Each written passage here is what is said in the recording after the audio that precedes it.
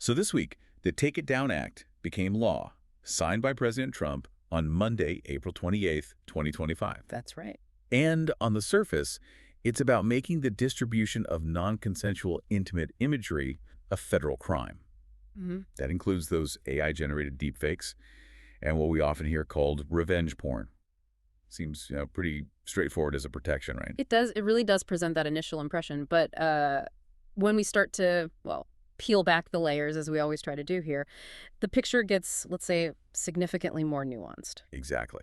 And for this deep dive, we've really gathered a diverse set of sources. We're looking at a TechDirt article that raises some really fundamental questions about the law's design. A really critical piece. Yeah, and information outlining the concerns of free speech advocates, details from the 19th News explaining the bipartisan support and intended purpose. Which is interesting in itself. Definitely. Then there's a Wikipedia entry for, our factual grounding, a report from CBS News, a really active Reddit thread capturing a broad spectrum of public reactions. Always useful to see the public take. For sure. And even an article from Boardroom Advisors about something called MOST analysis. Now, stick with us on that one. It sounds unrelated, but it's surprisingly relevant for thinking about strategy and pitfalls here. It really is. It offers a useful framework. And we also have insights from Human Factors Design Methods Review authors Core on human error and system design. Quite a mix. It is quite a mix. And what's particularly revealing, I think, is how these different sources not only inform each other, but sometimes, well, they create a rather complex and even contradictory understanding of this new legislation. Absolutely. So our goal today is to really dig deep. We want to move beyond just the headlines and understand the potential ripple effects, maybe some unintended consequences of the Take It Down Act. Yeah. We're interested in those unexpected elements, like, the reasons behind the opposition from some of the very people this law aims to help. And the surprising sources of its support, too. It's a bit of a puzzle. It really is. Okay, so let's get into it. What exactly does the Take It Down Act set out to do? Well, in essence, the Take It Down Act establishes a federal criminal penalty for distributing non-consensual intimate imagery, or NCII. Okay. And this is a significant shift, really, because previous regulations were mostly at the state level. Importantly, the law specifically tries to address the challenge of AI-generated deepfakes. Right, the deepfakes. Yeah, defining them as digital forgeries that are, and this is key, indistinguishable from an authentic visual depiction of an identifiable person. Indistinguishable. Okay. And furthermore, it mandates that online platforms must create and implement a request and removal system. The takedown part. Exactly, obligating them to take down such images within 48 hours of receiving a valid request from a victim. Okay, 48 hours. Mhm. So it's creating a direct and supposedly fast avenue for victims to get these images removed. That's the intent, yes. And as the 19th News pointed out, this had pretty strong bipartisan backing. We're talking figures like Senator Ted Cruz. Reportedly moved by a constituent's story, I believe. Yeah, and even former First Lady Melania Trump has advocated for this type of legislation. Then you have Democratic Senator Amy Klobuchar, Representatives Maria Elvira Salazar and Madeline Dean, also key in his passage. Right, a broad coalition on the face of it. So with that level of consensus, where do the concerns, where do they stem from? This is really where that analysis in the TechDirt article becomes so crucial. It raises a really fundamental question, almost a paradox. Okay. How can a law intended to protect be opposed by some of those it aims to serve, while at the same time being supported by those who generally favor less regulation? And perhaps most worryingly, why does there seem to be this widespread expectation of its potential for abuse? That's the core puzzle. It really is. Yeah. And that quote from Becca Branham at the Center for Democracy and Technology, it cuts right to the heart of it. She calls it a missed opportunity with dangerous implications for constitutional speech and privacy online. Dangerous implications. And she also highlights the risk of, quote, weaponized enforcement by a partisan FTC, that's the Federal Trade Commission, because the law has these inherent ambiguities. Weaponized enforcement. That phrase immediately suggests a concern that the law could be used for, purposes beyond its stated goals. Precisely. Is that ambiguity the central issue fueling these worries? I think it's a huge part of it. The TechDirt piece underscores the inherent difficulty in consistently and, fairly applying this law. Like how? Well, who makes the judgment call on whether a deepfake is truly indistinguishable? How is consent definitively determined, especially after the fact, maybe years later? Right, these aren't easy calls. Not at all. Yeah. And as Tector astutely points out, the potential for misuse could shift depending on the prevailing political climate. This raises serious concerns that the law could be interpreted and enforced in ways that stretch far beyond its original protective intent. Okay, let's focus on that AI deepfake aspect for a moment. Yeah. The law makes that specific inclusion of these digital forgeries, as 19th News calls them. But again, with that key qualifier, indistinguishable from an authentic visual depiction. Yeah. What are the implications of that specific wording? Well, this qualification introduces some interesting and potentially problematic nuances. The 19th News gives a really illustrative example. Oh, yeah. Remember that widely circulated, clearly fake video of President Trump appearing to lick Elon Musk's feet. Vaguely, yes. Ah! Very strange. Definitely strange. And while it's undoubtedly an explicit and, potentially offensive digital manipulation, it likely wouldn't meet the criteria for removal or prosecution under this act. Why not? Because it's so obviously fabricated, it's not a realistic depiction, it fails the indistinguishable test. So wait, paradoxically, the more outlandish and obviously fake the deepfake, the less likely it is to be covered by this law. That seems to be the implication, yes. It's quite counterintuitive. Wow. That really highlights a potential limitation in the law's scope when it comes to AI stuff.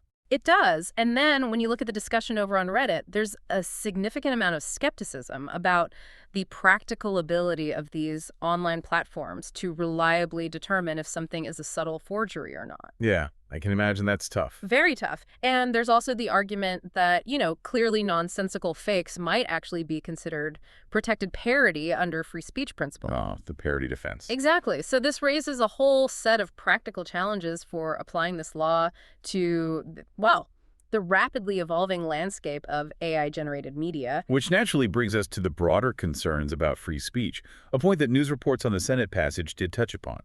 It seems this law has raised some red flags for advocates of free expression.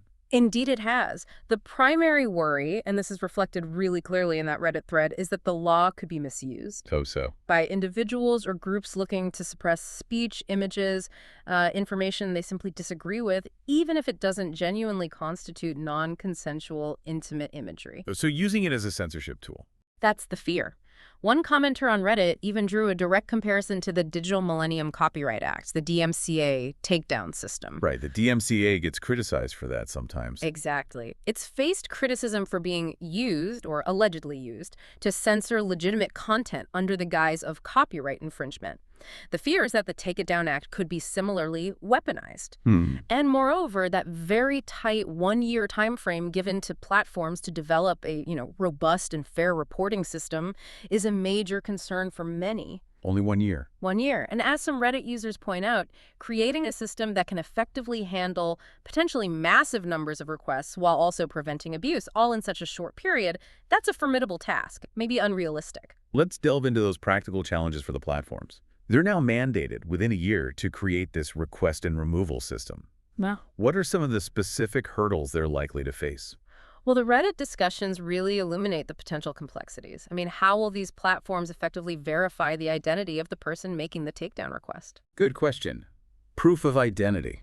Maybe, but how do you do that reliably and quickly online, especially for someone potentially in distress? And then how will they accurately determine if the image in question truly constitutes an intimate visual depiction? The gap counts as intimate. Exactly. And was it shared without consent? Proving a negative, essentially. Given the sheer volume of content uploaded daily to these platforms, it's just monumental. A huge moderation challenge. Absolutely. And there's a significant risk, you have to think, that platforms, just to avoid legal trouble, will err on the side of caution. Meaning over censorship, potentially leading to the removal of legitimate forms of expression, art, commentary, whatever it might be. Right. And this is where that source on human factors design methods review comes in. That seemed like an unusual one initially. It did perhaps, but it offers a really valuable perspective here that research explores methodologies for designing systems that are both, user-friendly and resistant to errors. Okay, makes sense. When we consider this mandated request and removal system, it's essentially a user interface, right? It needs to work effectively for both the individual seeking removals and the platforms processing those requests. So human error is a big factor. Absolutely critical. Principles from human factors are vital. For example, a technique like hierarchical task analysis or HTA could be used to map out all the steps involved. Like a flow chart. Sort of, but more detailed. Identifying potential bottlenecks, points where users might get confused, or areas where errors are likely to crop up. Okay. Similarly, error identification methods like Heist or Thea can help anticipate the types of mistakes users might make when submitting requests, or even how platform moderators might misinterpret information under pressure. So predicting problems before they happen. Ideally, yes. And furthermore, usability evaluation techniques like a cognitive walkthrough would be essential. You need to ensure the system is intuitive, easy to navigate for victims who might be upset, and also for the platform employees doing the work. So it's not just buggy software, but how people interact with it. Exactly. By proactively applying these human factors design methods, platforms could aim to create a system that minimizes those unintended consequences, reduces the likelihood of, say, erroneous takedowns, and failures to remove genuinely harmful content. That connection makes perfect sense now. It's not just the legal text, but the nitty-gritty of how this thing will actually work or not work for real people. Precisely. Now, one of our sources, the one titled the Take It Down Act, a flawed attempt, briefly mentioned that there might already be alternative legal avenues available. That's right. That article points out that existing civil legal claims— Civil, not criminal. Correct. Claims like false light invasion of privacy could potentially be relevant in some of these cases, particularly where images have been manipulated or presented in a, deceptive context. How does that work? Well, these types of claims focus on the harm caused by the false or misleading portrayal and the damage to the person's reputation or the significant distress caused.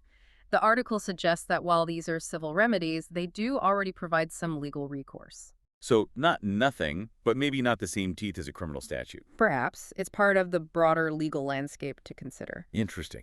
Okay, let's shift gears slightly and talk about that MOST analysis framework from Boardroom Advisors. What does a business strategy tool tell us about this new law? Seems like an odd fit. It might seem odd, but the MOST framework, which, just to remind you, stands for Mission, Objectives, Strategies, and Tactics, offers a really useful structure for analyzing the strategic coherence, or lack thereof, of any initiative, including legislation. Okay, so apply it here. Well, if we view this law as a strategic undertaking, its overarching mission is pretty clear: protect individuals from the harms of non-consensual intimate imagery. Right. Seems noble enough. But then applying MOST, we can ask some probing questions. Are the specific, measurable objectives of this law clearly defined? What does success look like, tangibly? Good point. Is reducing NCII by X% an objective? Is it measurable? Exactly. Then, are the strategies, the intended methods for achieving those objectives, are they well considered? Have they accounted for all the potential downsides we've been discussing, like the free speech issues? And the tactics. Are the tactics the specific actions mandated, like that 48-hour request and removal system? Yeah. Are they truly aligned with the broader strategies and objectives? Or could they undermine them? That's a really insightful way to frame it. So where might the Take It Down Act potentially fall short when you look at it through that MOST lens? Well, drawing on the points highlighted in that Boardroom Advisors article about why strategic plans often falter, we can see some potential parallels. For instance, is there a failure to define clear objectives? As you just mentioned. Right. The overall mission is clear, but the specific measurable goals for reducing NCII prevalence and impact, the metrics for success, they might lack precision. Okay. What else? Is there a failure to bring tactics into alignment with strategies? That mandated 48-hour takedown tactic, while it seems victim-centric on the surface, it could potentially conflict with a broader strategy of ensuring accuracy and preventing abuse of the system. It might lead to that over-removal we talked about. Rushing to judgment to meet the deadline. Potentially. And the article also mentions distractions. For these online platforms, the sheer effort needed to rapidly implement and then manage a potentially huge volume of takedown requests could divert significant resources and attention. Away from other important things. Exactly. Away from other crucial areas of content moderation, platform safety, maybe even innovation. Okay, that framework is actually really useful for seeing the potential structural weaknesses. Finally, let's consider the public reaction. That Reddit thread gave us a fascinating glimpse, you said. Oh, definitely. The thread showed a really wide range of opinions, as you totally expect with something this complex and potentially impactful. Like what? Skepticism. Definitely a segment expressing skepticism about the motivations behind President Trump signing the bill, particularly given, past rhetoric and actions. That was certainly present. Concerns about potential censorship and the possibility of politically motivated enforcement were also quite prevalent. That fear of weaponization came up a lot. Understandable concerns. Yeah. And many users were really grappling with the fundamental definition of intimate image. How would that apply to the increasingly blurry lines of AI-generated content? Would the interpretation be broad or narrow? Lots of debate there. The definition is key. Absolutely. There was also a noticeable degree of, let's say, cynicism regarding the law's likely effectiveness in actually achieving its stated goals, coupled with significant fears about its potential for misuse. So doubt about whether it will work and fear it could be abused. That sums up a lot of it. And of course, this being Reddit, there were numerous humorous and sarcastic remarks just reflecting a general sense of unease or maybe disbelief about the whole thing. Sounds like a snapshot of the broader anxieties around online content regulation generally.